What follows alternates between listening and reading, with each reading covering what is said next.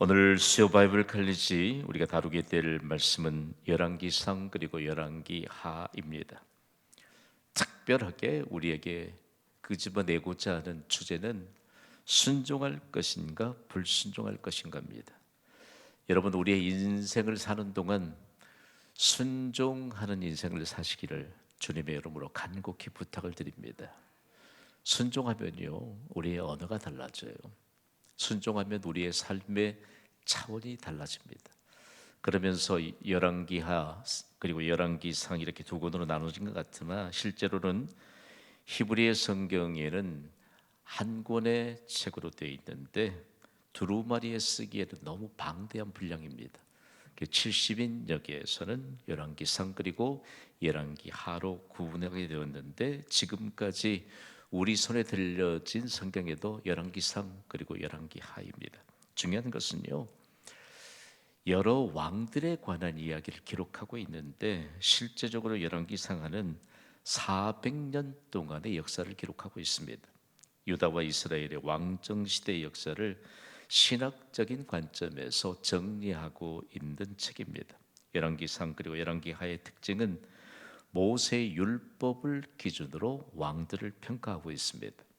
모세 오경을 통해서 우리가 이미 배웠습니다만 하나님의 기준인 모세 오경을 통해서 왕들을 평가하고 있는데, 실제적으로 모세 오경을 우리가 수평적인 선상에서 나열해놓고 핵심적인 주제를 끌어올리자면 하나님께 순종할 것인가 아니면 불순종할 것인가, 성경 전체가 다름 아닌 그렇게 명확하게 주제를 던지고 있습니다.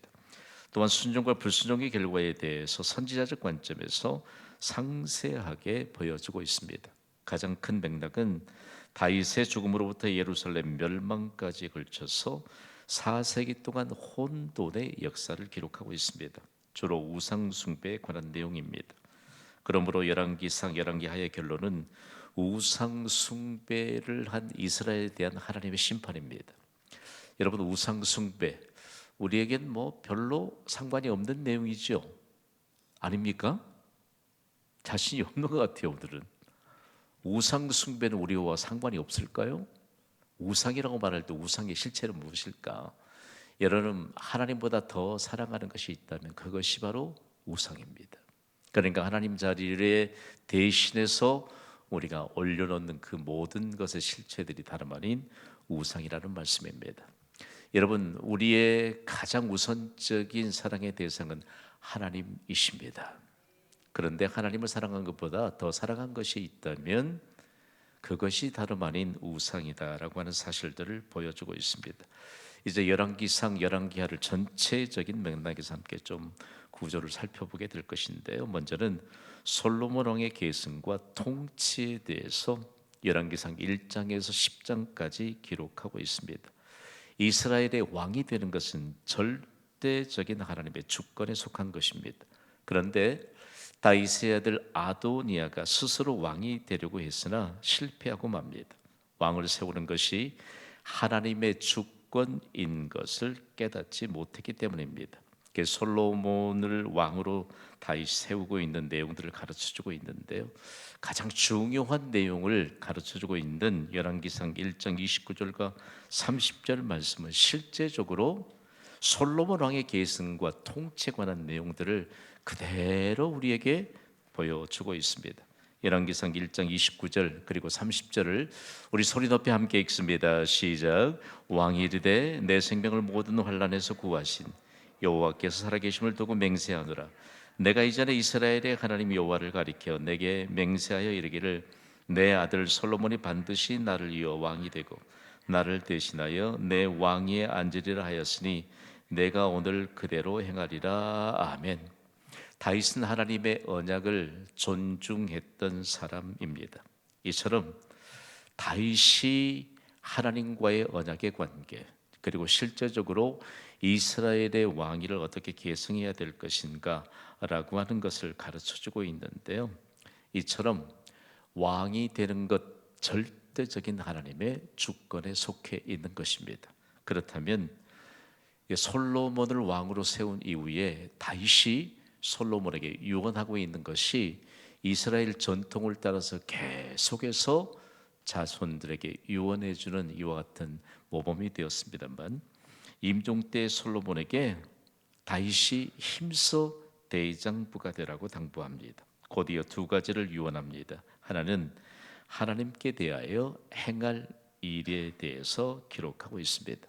대표적으로 열왕기상 2장 3절은 하나님께 대하여 무엇을 행해야 될 것인가에 대해서 이런 유언을 남겼습니다. 읽어볼까요? 시작. 내 하나님 여호와의 명령을 지켜 그 길로 행하여 그 법률과 계명과 율례와 증거를 모세의 율법에 기록된 대로 지키라. 그리하면 내가 무엇을 하든지 어디로 가든지 형통할지라. 아멘. 거기 등장하지요. 모세의 율법에 기록된 대로 지키라. 자, 중요한 것입니다. 하나님의 말씀에 순종하면 형통한 길을 걷게 됩니다. 이것은 영원 불변의 진리입니다. 오늘 우리에게 있어서 하나님의 말씀에 순종하는 삶이 얼마나 귀중한 것일까. 그런데 솔로몬에게 유언할 때 너는 힘써 대장부가 되라고 했습니다. 이것은 유대인들의 전통에 따라서 사도 바울이 이방의 교회를 향해서 권면하게 될 때도 아주 좁은 마음이 아닌 넓은 마음의 소유자가 될 것에 대해서 가르치면서 문제가 많았던 여러 갈래로 나뉘었던 고린도 교회를 향해서는 너희의 마음을 넓히라라고 아주 간곡하게 부탁하고 있습니다. 오늘 수요예배 헌신자 여러분, 마음을 우리 함께 넓혀 갑시다. 마음이 좁아지면요, 그 붙는 수식어도 대단히 아름답지 못합니다. 여러분 가끔씩 그런 얘기 듣잖아요. 마음이 좁쌀만하다. 좁쌀 아세요 혹시? 모르는 분이 좁쌀의 실체를 모르니까 우리의 마음이 얼마만큼 넓어야 할까라고 하는 사실에 대한 것을 가르쳐주고 있다는 말씀입니다. 그렇다면 하나님께 행할 일은 다른 것이 없습니다. 여러분, 하나님의 말씀은 우리에게 복을 주시기 위한 하나님의 명령인 줄 믿습니다. 그러므로 하나님의 약속이죠.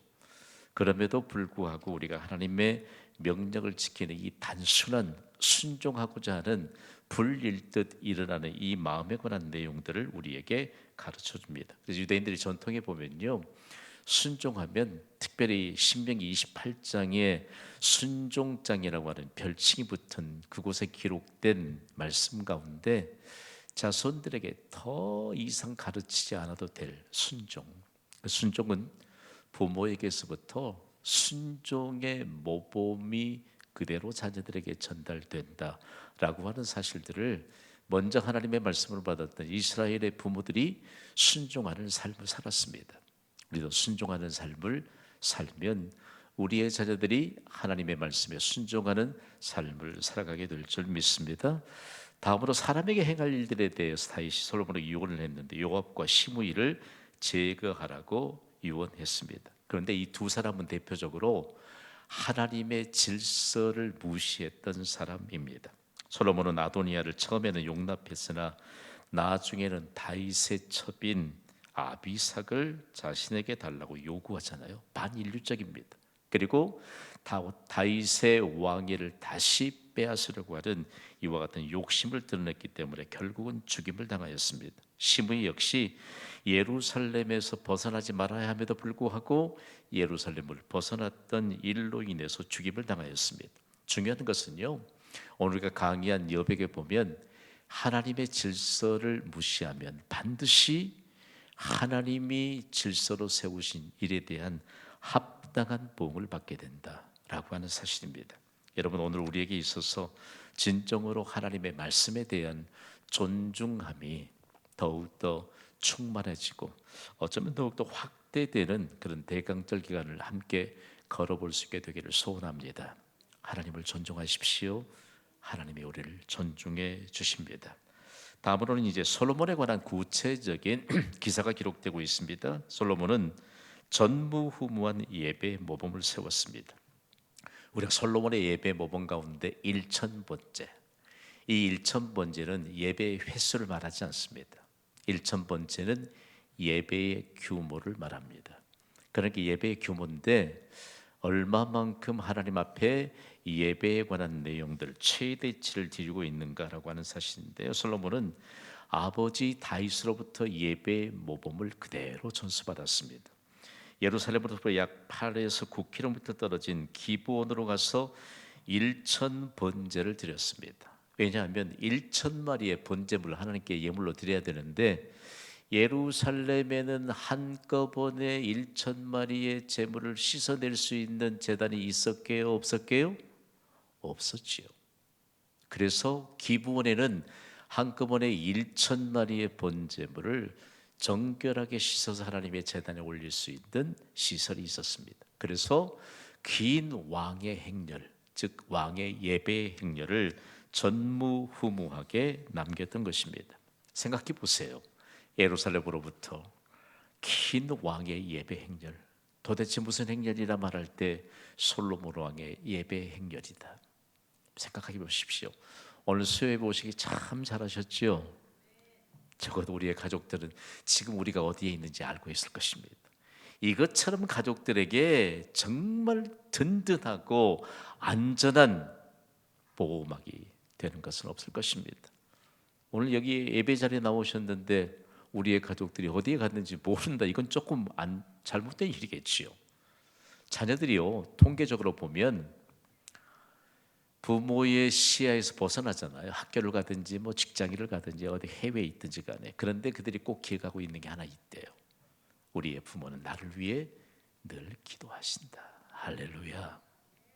얼마만큼 중요한 긴 예배 행렬. 그러면서 1천 번제가 예배의 규모인데 이 예배의 규모를 통해서 온 세상, 여러분 우리가 요한계시록을 계속 큐티 본문으로 묵상하고 있는데 당시의 시대적인 정황이 이르러서 뭐 1세기인 마찬가지고 그 이전까지 올라가더라도 유대인들의 배경에 따라서 가장 큰 수는 몇이라고 했죠?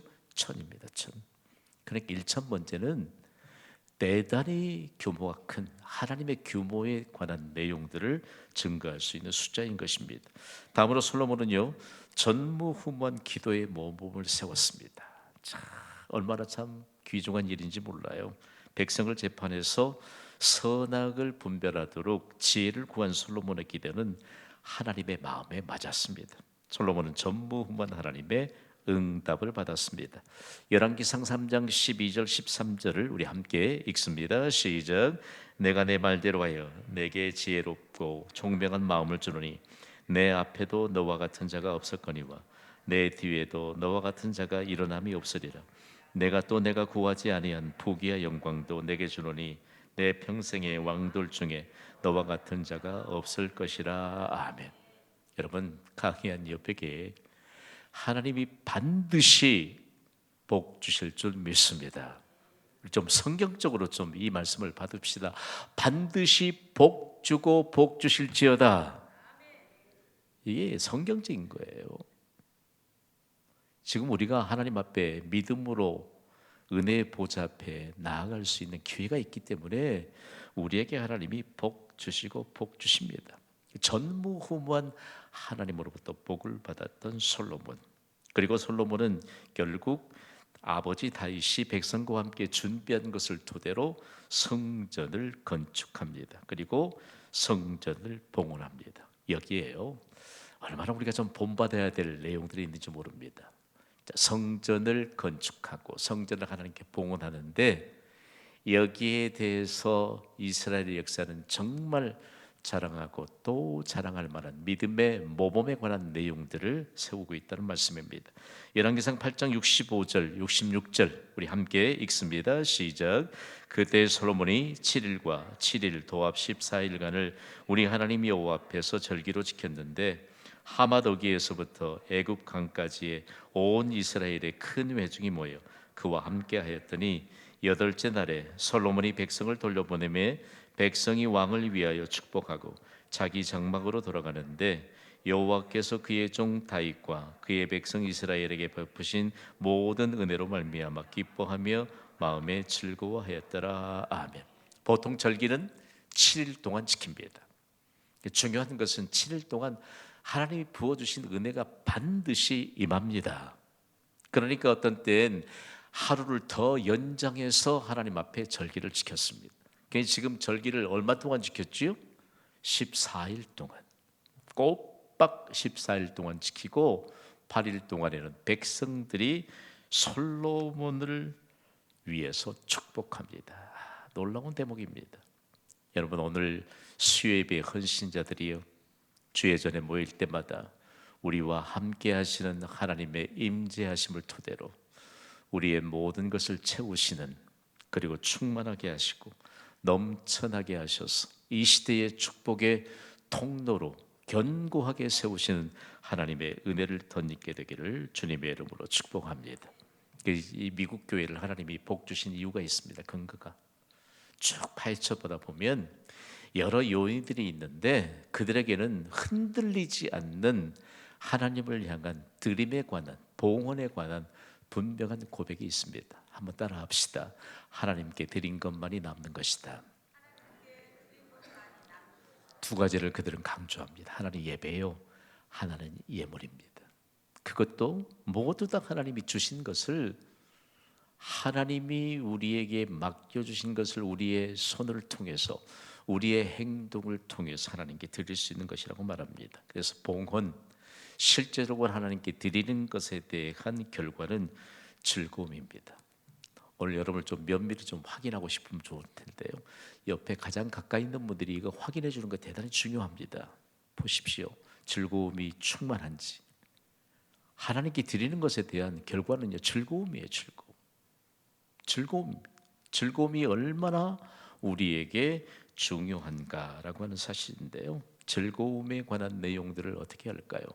그리스도인들은 실제적으로 삶의 현장의 삶 속에서 즐거움을 감출 수 없는 인생을 살아가는 사람들입니다. 꼭 기억하십시오. 세상 고민 다 짊어진 그런 표정으로 살아가지 마시고요. 저는 오늘 새벽에 참 부담감 가는 일들이 굉장히 많았습니다. 그러니까 하나님이 말씀을 또 주시는데, 환난이라고 하는 것이 뭘까? 환난, 마치 탈곡하는 것이다. 그리고 정미소에서 껍질째 곡식을 정미하는 기계에 넣으면 껍질은 다 벗겨지고 반짝반짝 빛나는 알맹이만 쏟아져 나오는데, 우리의 환난을 통해서 이처럼 모든 껍데기는 다 벗겨지고 실제적으로 빛나고 가장 쓸모있는 이런 알곡으로 다듬어 가시는 과정이 다름 아닌 환난이다라고 하는 사실입니다. 그래서요, 얼마만큼 솔로몬을 통해서 하나님이 기뻐하셨을까? 솔로몬과 함께 백성들이 왜 하나님이 더 기뻐하셨을까요? 저는 여기에 있다고 봅니다. 다윗이 이스라엘을 민족 부흥을 일으켰잖아요. 이스라엘 모든 백성들을 하나님 앞에 예배자로 세웠는데, 그 믿음을 누가 배웠지요? 솔로몬이 그대로 전수받았습니다. 그리고 백성들이 먼 곳 가까이에서 다 모여서 이처럼 즐거움이 충만해진 이 모습을 보면서 얼마만큼 하나님이 기뻐하셨을까? 우리의 자손들을 바라보시면서 하나님이 기뻐하실 줄 믿습니다. 다음으로는요, 솔로몬은 하나님이 주신 지혜와 부와 영광을 증거했습니다. 저는 이 대목을 연구하는데, 우리에게 하나님이 반드시 은혜를 주실 줄 믿습니다. 이것을 어떻게 솔로몬처럼 증거해낼 수 있느냐라고 하는 사실인데요, 스바 여왕, 지금의 예멘이 다름 아닌 스바라고 하는 남쪽에서 온 여왕, 바로 스바는 지금의 예멘 지역의 이 왕이었습니다. 이 스바 여왕이 솔로몬을 방문했는데, 솔로몬은 하나님이 주신 지혜와 부와 영광을 증거했습니다. 스바 여왕이 어떻게 솔로몬에게 하나님이 주신 지혜와 부와 영광을 증거할 수 있었는가라고 하는 것은요, 솔로몬의 모든 지혜, 솔로몬과 대화합니다. 그랬더니 솔로몬이 막힌 것이 없이 다 대답합니다. 그리고 솔로몬이 건축한 왕궁, 그리고 상 위에 오른 식물을 보니까 이처럼 부요함이 전 세계에 없다라고 하는 사실들을 그가 보았고요. 그리고 왕 앞에 서 있는 신하들, 그리고 그들이 입은 옷, 저는 이 대목에서 얼마나 마음에 꽂혔는지 몰라요. 경신교회 예배자들이여, 헌신자들이여, 여러분에게 하나님의 영광으로 호해해 주시는 은혜가 있기를 주님의 이름으로 선포합니다. 그들이 입었던 옷을 보니까 스바 여왕이 대단히 그때 당시에는 잘 사는 나라거든요. 솔로몬은 올 때도 진귀한 보물을 싸들고 온 사람입니다. 그런데 솔로몬의 신하들이 서 있는 그 모습, 그리고 입고 있는 그 의상에까지 하나님이 얼마만큼 솔로몬에게 지혜를 주셨고 부와 영광을 주셨는가를 그렇게 증명하더라는 것입니다. 여러분, 좀 우리 은혜 받는데 조금 열심을 좀 냅시다. 우리 헌신자들이 가는 곳곳마다 주의 영광으로 호위해 주시고 우리를 가장 돋보이게 하시는 하나님의 은혜로 충만하게 되기를 간절히 소망합니다. 더 중요한 것은 여호와의 성전에 올라가는 층계를 보고 크게 스바 여왕이 감동을 받았다라고 하는 사실입니다. 스바 여왕은 솔로몬에 대한 소문이 사실인 것을 솔로몬 앞에서 인정했습니다. 세상이 그래요. 좀 단어 쓰는 단어들을 보면 세상 그렇게 표현하잖아요. 없어 보이느냐, 있어 보이느냐. 우린 정말 있어 보이는 사람들입니다. 정말로 이 하나님의 말씀을 연구하다 보면 이런 어떤 믿음의 자존감이 얼마나 높아지는지 모릅니다. 얼마나 높아지는지 모릅니다. 그러면서 스바 여왕은 솔로몬에 대한 소문이 사실인 것을 솔로몬 앞에서 인정했습니다. 다음으로 이제 이스라엘이라고 하는 통일 국가에서 나라가 분열되는 분단의 아픔이 시작이 됩니다. 왕국이 분열되는데 열왕기상 11장은 이스라엘의 매우 슬픈 역사를 기록하고 있습니다. 솔로몬은 이방 나라와 정략적인 결혼을 통해서 우상 숭배의 문을 활짝 열어놓고 말았습니다. 비극이죠.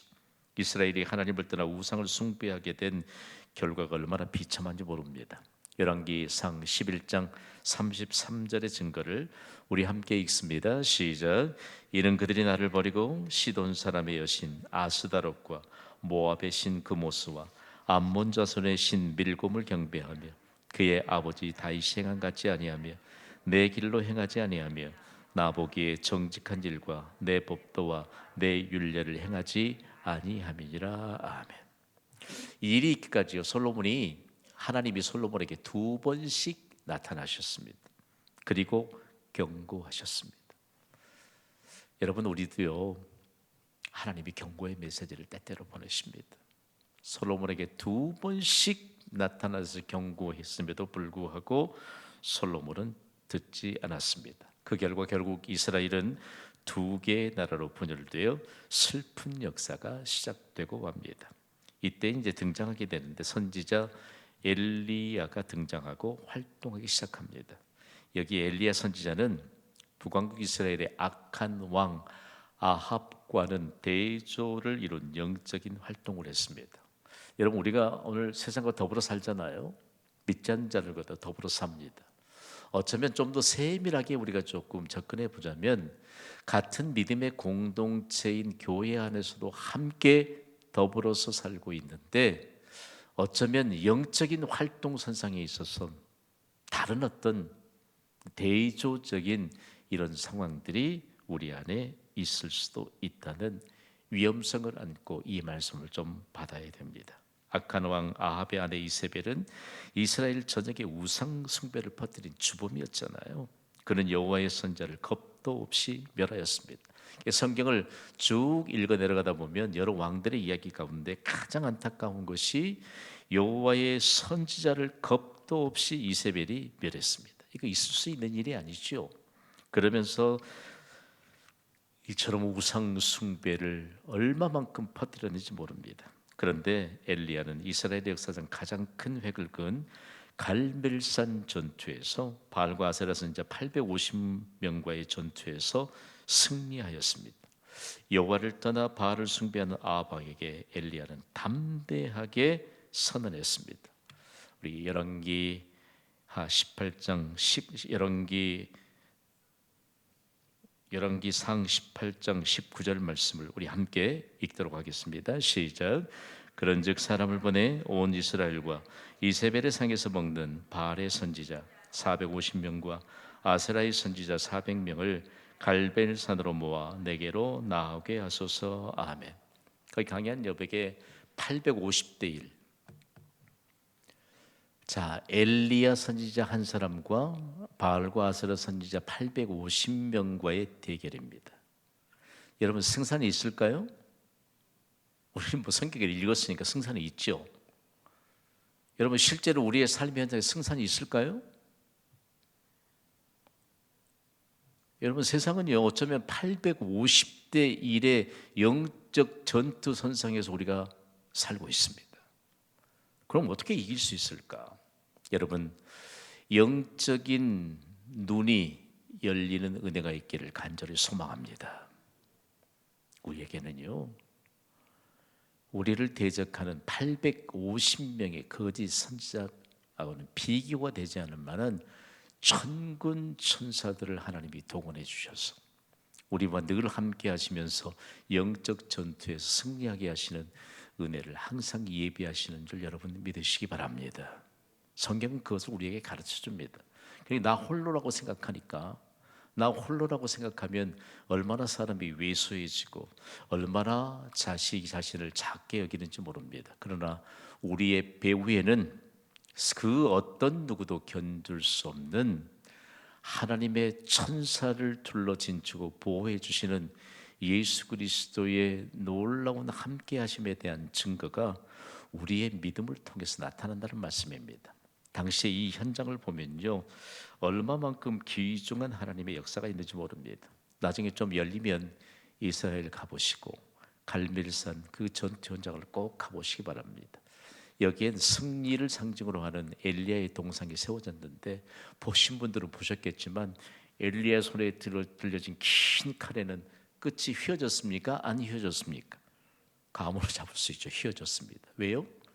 그 거짓 선지자를 다 칼로 내리쳤으니 그렇게 칼이 휘어질 만큼 장엄한 승기를 가졌다라고 하는 것을 상징적으로 보여주고 있습니다.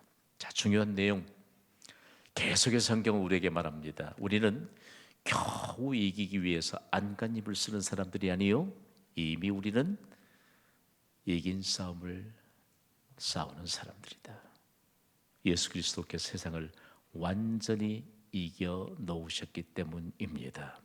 그러니까 예수님의 이름에 힘입어서 우리가 이긴 싸움을 하는 사람들이라는 말씀입니다.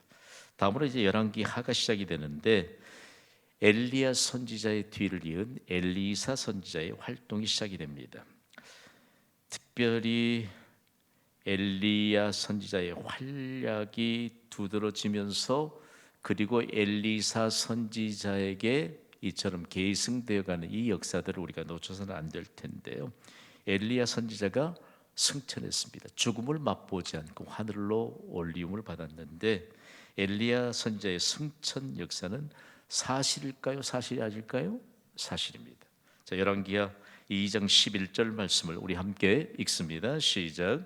두 사람이 길을 가며 말하더니 불수레와 불말들이 두 사람을 갈라놓고 엘리야가 회오리 바람으로 하늘로 올라가더라. 아멘. 자, 엘리야 선지자의 뒤를 이어 엘리야 선지자의 모든 것을 계승했던 엘리사 선지자는 이처럼 회리 바람을 타고 하늘로 승천한 엘리야와 떨어지면서 결코 엘리사 선지자의 제자들이 50명씩이나 엘리야 선지자의 시체를 찾겠다고 그렇게 사흘 동안이나 찾았습니다만 결단코 그들은 엘리야의 시체를 찾지 못하였습니다.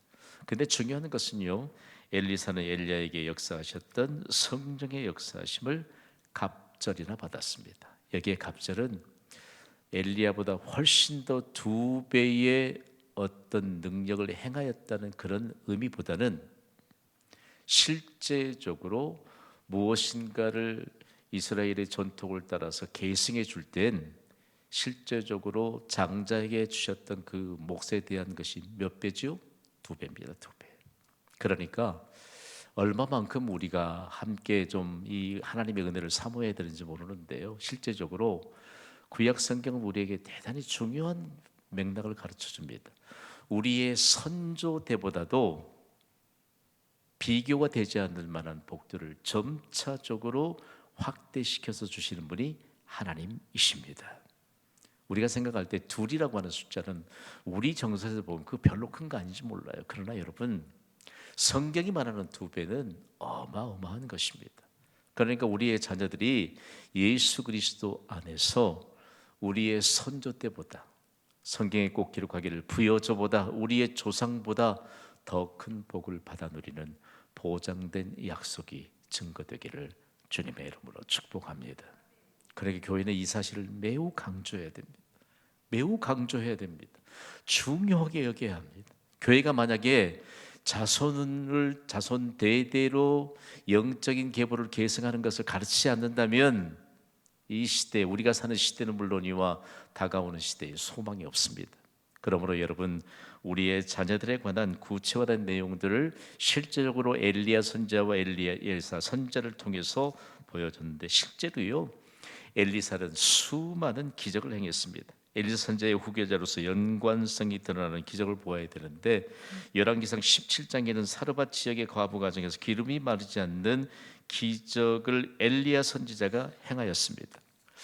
통에 가루 한 움큼과 병에 기름 조금뿐이었던 것을 떡을 구워 먹고, 소망이 보이지 않으니까요, 더 이상 경제적인 능력이 없으니까 과부된 여인과 아들이 떡을 구워 먹고 죽을 것을 결심을 했는데, 엘리야가 그 집에 찾아가서 그 조금 남은 가루와 그리고 기름으로 작은 떡을 구워서 자신에게 먼저 대접하라고 합니다. 그런데 그 여인이 순종합니다. 그 일의 결과를 열왕기상 17장 16절은 이렇게 기록하고 있습니다. 읽습니다. 시작. 여호와께서 엘리야를 통하여 하신 말씀같이 통의 가루가 떨어지지 아니하고 병의 기름이 없어지지 아니하니라. 아멘. 엘리야 선지자의 후계자인 엘리사는 동일한 기적을 행했습니다. 남편이 먼저 세상을 떠나 가정이 빚을 졌는데, 빚을 갚지 못하자 빚을 준 사람이 두 아이를 데려다가 종을 삼으라고 하는 위기를 맞이했습니다. 엘리사 선지자가 여인에게 물을 때 그 집에는 기름 약간, 즉 기름 한 그릇이 있을 뿐이었습니다. 엘리사 선지자는 이웃에게 그릇을 빌려오라고 합니다. 조금 빌리지 말고 최대한 많이 빌려오라고 합니다. 엘리사가 빈 그릇에 기름을 부었더니 빌려온 그릇에 기름이 다 찼습니다. 더 이상 그릇이 없느냐고 물었을 때 그릇이 없다고 할 때 기름이 그쳤습니다. 그 일의 결과입니다. 열왕기하 4장 7절입니다. 우리 함께 읽습니다. 시작. 그 여인이 하나님의 사람에게 나아가서 말하니 그가 이르되 너는 가서 기름을 팔아 빚을 갚고 남은 것으로 너와 내 두 아들이 생활하라 하였더라. 아멘. 거기에 강력한 메시지가 있습니다. 우리 함께 읽어봅시다. 시작. 순종하면 바닥이 나지 않는 복을 받는다.